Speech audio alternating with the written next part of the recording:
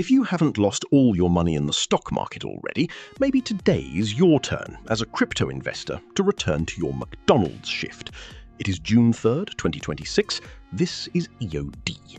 Michael Saylor just blinked. Strategy. The company once called MicroStrategy sold 32 Bitcoin. Saylor spent years swearing he would never sell.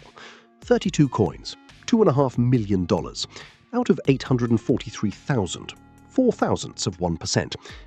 A rounding error. Except the rounding error broke a promise he had built an entire company on. Because Strategy is not really a software company anymore. It is a leveraged bet on Bitcoin wearing a stock ticker. The model: borrow money, sell high-yield preferred shares, buy Bitcoin, wait for it to climb, repeat. For years, it worked. Those preferred shares pay 11.5%. One series alone needs $80 to $90 million every month. Add the debt, and the yearly bill comes to $1.5 billion. And here is the small problem with owning Bitcoin. Bitcoin does not pay you anything. Ever. Their cash pile went from $2.25 billion to $900 million. The math had an expiry date, so they sold. Saylor called it a way to inoculate the market, to, quote, send the message that we did it. A vaccine.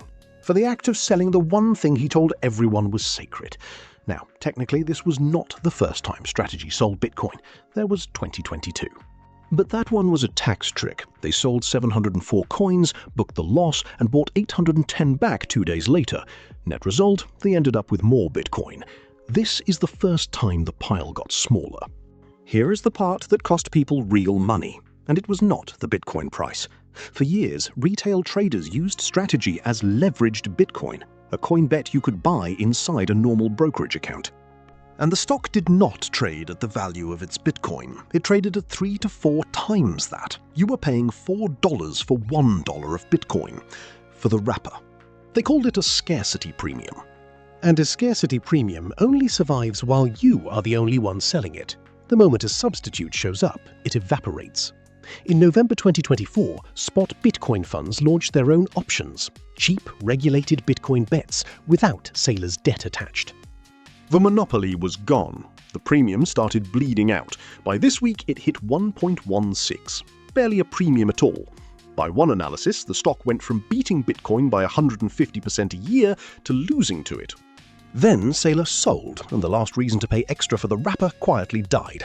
The stock fell almost 6%, then another 9% the next day. But the real bloodbath was in the options. Volatility collapsed from over 120 down to 70. Weekly call options, the lottery tickets retail loves, lost 60% of their value in one afternoon. If you were long, you ate it twice. The Bitcoin fell, and the premium you paid to bet on it vanished with it. And none of this happened in a quiet market. Bitcoin was already down 46% from October. Investors had pulled $3.5 billion from the funds in 11 days. And the ghost of Mt. Gox, a dead exchange, moved $700 million in Bitcoin at 4:47 in the morning. The robots saw the headline and started selling. Another treasury, Mara, dumped 15,000 coins to pay its own bonds. Standard week. Saylor said he would never sell. One analyst put it gently. Without a rally, there is no doubt more will follow. Diamond hands held for 4 years. They let go for a dividend. And the option buyers are checking the McDonald's schedule. Never sell, *, unless the coupon is due.